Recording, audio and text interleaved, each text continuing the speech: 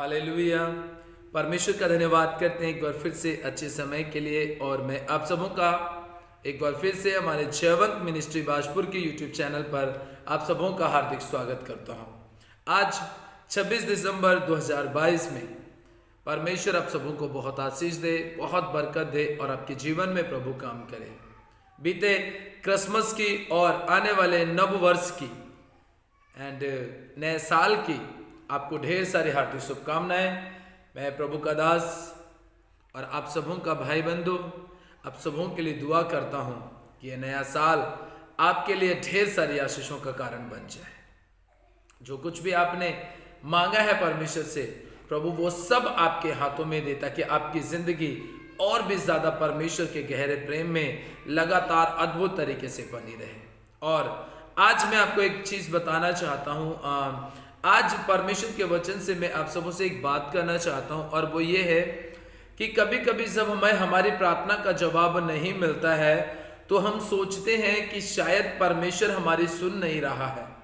लेकिन आज बाइबल की एक ऐसी घटना मैं आपके सामने रखना चाहूंगा, जिस घटना से क्रिसमस का त्योहार की शुरुआत होती है। इस घटना से प्रभु यीशु मसीह के इस दुनिया में आने की शुरुआत होती है। जी, मैं बात करना चाहता हूं ज्योतिषों के बारे में, उन पंडितों के बारे में बात करना चाहता हूं जो बाइबल हमें ऐसा बताते हैं कि राजा हेरोदेस के दिनों में पूरब देश से कई सारे ज्योतिषी क्या हुए थे, यरूशलेम की ओर आ रहे थे।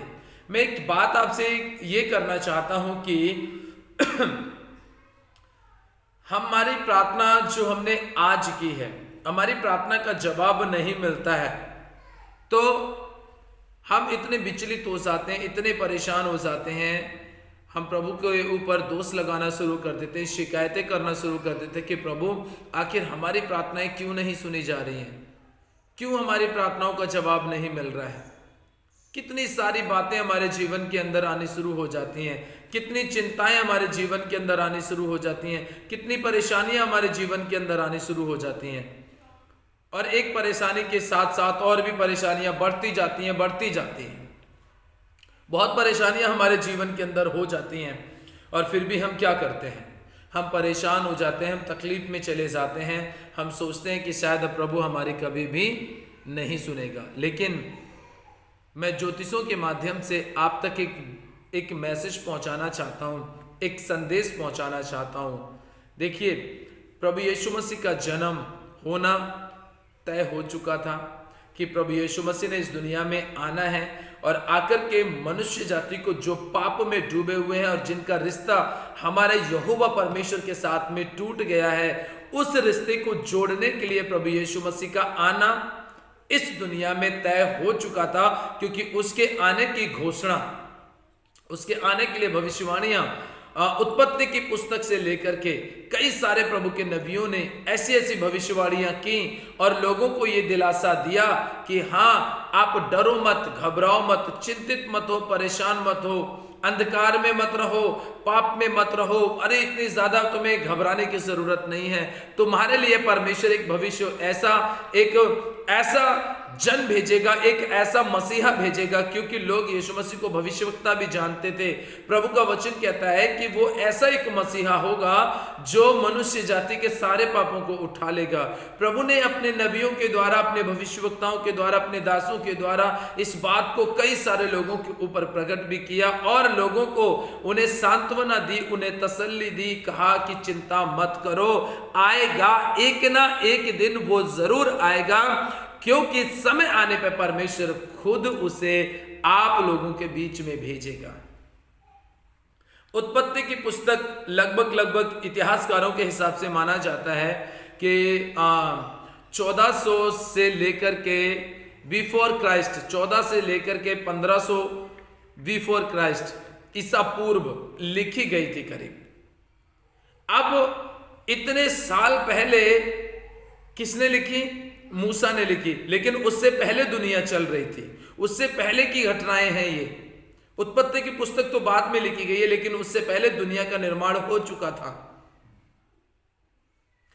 तो आप सोचिए कि उस समय से लोग एक मसीहा की बाट जो रहे थे, एक उद्धारकर्ता की बाट जो रहे थे, इंतजार कर रहे थे कि एक ऐसा मसीहा आएगा, एक ऐसा परमेश्वर की ओर से एक ऐसा नबी आएगा जो मनुष्य को क्या कर लेगा, पाप से आजाद करके, गुलामी से आजाद करके, राजाओं के अधिकारों से आजाद करके हमें परमेश्वर के साथ स्वतंत्र राज्य प्रदान करेगा। वो इंतजार कर रहे थे इस बात के लिए। और धीरे धीरे कई सारे नबी आए, उन्होंने मनुष्य को, जब जब लोग निराश हुए, जब जब इजरायली लोग उदास हुए कि इंतजार करते करते इंतजार की घड़ियां खत्म होने लगी, तब परमेश्वर ने फिर अपने एक नबी को भेजा और कहा, जा इन्हें तसल्ली दे। प्रार्थना का जवाब परमेश्वर देता है प्रियो, लेकिन समय पर ही देता है। चाहे उसके लिए आपको अगर 6 महीने भी वेट करना पड़े तो आप करना सीखिए, इंतजार करना पड़े तो इंतजार करना सीखिए, क्योंकि परमेश्वर ने जो कहा है वो उसे पूरा जरूर करता है।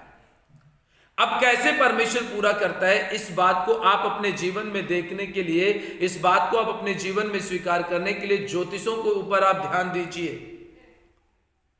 मत्ती रचित सुसमाचार उसका 2 अध्याय में इस प्रकार से लिखा है, हेरोदेस राजा के दिनों में जब यहूदिया के बैतलहम में यीशु का जन्म हुआ, तो पूर्व से कई ज्योतिषी यरूशलेम में आकर पूछने लगे कि यहूदियों का राजा जिसका जन्म हुआ है कहाँ है, क्योंकि हमने पूर्व में उसका तारा देखा है और उसको प्रणाम करने आए हैं। अब मेरा एक सवाल यहां पर यह आ जाता है कि जिस दिन यीशु मसीह का जन्म हुआ उस दिन उन्हें वो तारा दिखाई दिया, लेकिन वो कह रहे हैं कि हम क्या करने लगे हैं, उसका तारा देख करके उसके पास आए हैं। हमने पूरब में उसका तारा देखा था। अरे पूरब में परमेश्वर के जनों ने, उन ज्योतिषों ने कब तारा देखा होगा? ऐसा तो है नहीं कि वो यरूशलेम के अंदर ही आए होंगे तभी उन्होंने तारा को देखा, नहीं, वो पूरब देश से आए हुए थे। पूरब देश से आकर के उन्होंने तारे को देखा। न जाने कितने सालों से उसका वो पीछा कर रहे होंगे।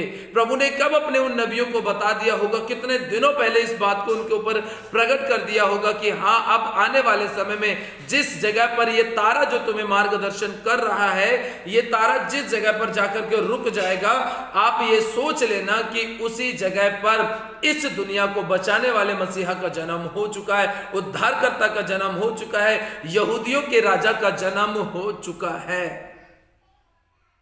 यह बात वो अच्छी तरीके से जानते थे और न जाने कितने समय से वो यात्राओं में रहे होंगे।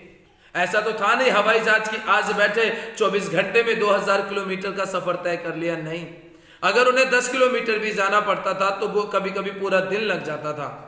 अगर उन्हें पूरब को जाना है और वो पश्चिम में रहते हैं, पश्चिम से पूरब को जाना है और पूरब से ही हवा चल रही है, तो वो जा ही नहीं पाएंगे।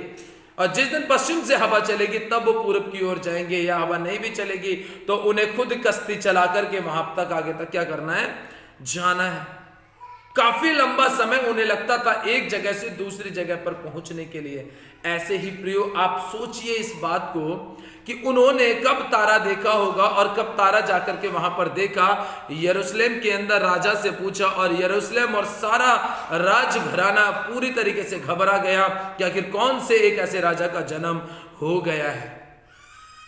अब वहां पर हमने इस बात को पूरी तरीके से देखा है प्रियो कि उन्हें परमेश्वर ने दिखाया और वो वहां पर रुके, वहां पर वो ठहर गए। उन्होंने परमेश्वर के प्रेम को जाना, यीशु मसीह को देखा, उसे प्रणाम किया। जो कुछ भी गिफ्ट उसके लिए लेकर आए थे वो गिफ्ट वहां पर उद्धारकर्ता के चरणों में रखे गए, उन्हें अपनी गोद में खिलाया होगा। अब सोचिए कितने धन्य लोग होंगे वो जिन्होंने प्रभु यीशु मसीह के जन्म के समय पर अपने इन हाथों में उठा करके उन्हें खिलाया होगा, उसे गोद में घुमाया होगा, इधर उधर घुमाया होगा। कितने आशीषित रहे होंगे वो हाथ, वो शरीर, वो इंसान जिन्होंने प्रभु यीशु मसीह को छुआ है।